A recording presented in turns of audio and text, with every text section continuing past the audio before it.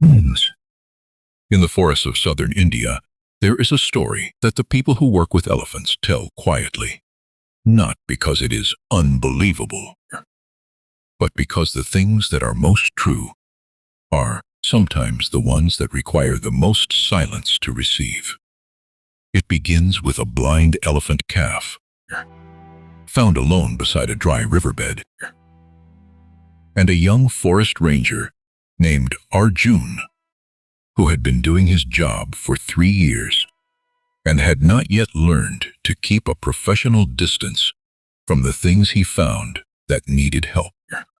The calf was perhaps 3 months old. Her eyes, both of them, were clouded, a congenital condition that the veterinarian, who came 2 days later, would confirm meant she had been born without functional sight. She was alone, dehydrated, and had the specific stillness of a small creature that has stopped trying to find something it cannot locate. She was not dying dramatically. She was simply giving up quietly, which is the more honest kind of giving up. Arjun sat beside her for 6 hours before she accepted water from his hands. Not because she trusted him. She could not see him to decide about trust, but because his voice had stayed at the same low, steady register for 6 hours without stopping, and because something in her recognized the specific patience of a creature that was not going to leave, which is its own kind of language regardless of species. She was taken to a wildlife rehabilitation center. She was named Kaveri. Monkey, come here. After the river near where she was found, a name Arjun gave her that the center kept, because the people who name animals in the first days of their care usually know something about the animal that the official paperwork doesn't. Arjun visited every day for 8 months. He was not required to. It was not in his job description. He came because Kaveri had learned the sound of his specific footsteps and oriented toward them when he arrived. And he could not think of a reasonable argument for not coming. In the absence of sight, Kaveri had built her entire understanding of the world, from sound, smell, and touch. She knew Arjun's footsteps from 30 feet away. She knew his voice from the first word. She knew the particular way he placed his hand on her shoulder. Always the same spot. Always the same pressure. The way you know a language you have been studying with your whole body. She could not see the world. She had learned to know the parts of it that mattered through the only senses she had. After 14 months, Kaveri was released into a protected sanctuary where a small herd of rescued elephants had been established. She was healthy, oriented, capable. She had learned the forest with the same patient method she had used to learn the rehabilitation center. Sound by sound, step by step, building a map of the world through everything that was not sight. Arjun watched her walk into the trees. She did not look back. She could not look back. But she paused once at the tree line and turned her head in his direction. Then she went on. 15 years passed.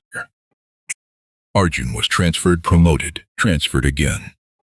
He had a family now. His hair had changed. His uniform was different. He thought of Kaveri, the way you think of the things you were part of that were more important than you understood at the time. Occasionally, and with the specific warmth of something that was real and is now far away. 15 years after Kaveri had walked into the tree line, Arjun returned to the sanctuary. Not for a professional reason, for a personal one. He had been thinking about her more than usual that year, and he had learned at 41 that the things you keep thinking about are usually trying to tell you something about going back. He stood at the sanctuary edge with the warden and said he understood if too much time had passed. He was not sure she would remember anything about him. The warden called Cavalry's name. She was perhaps 200 meters into the sanctuary, near the water point she favored in the late afternoon. She lifted her head the way elephants lift their heads when something has entered the edge of their awareness. Then, slowly, then less slowly, she turned. Not toward the warden's voice, toward the gate, toward where Arjun was standing, toward a sound and a smell she had not encountered in 15 years, but had never, apparently, set aside. She walked toward him. 200 meters of open ground, navigated with the same patient certainty she had used to navigate every space she had ever occupied. Step by step, sound and smell confirming what she already knew. Arjun did not move.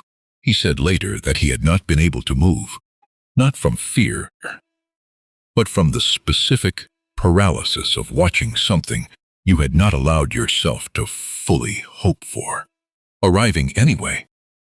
She reached him. She touched his face with her trunk, gently, the way she had learned to touch things she could not see, and needed to understand through contact: his face, his chest, his hands. The warden, who had worked with elephants for 22 years, and had a professional relationship with his own emotions, said afterward that he had to walk away for a moment, that he had seen many things in 22 years. He had not seen that. Arjun stayed for 2 days. Cavalry did not leave his side for most of them. And the lesson that a blind elephant carried in the part of her that sight was never part of, the part that remembered a voice, a footstep, a hand on a specific spot on a shoulder, was this: the things that are remembered deepest are not the things that were seen. They are the things that were felt. And 15 years is nothing to a kindness that was given completely.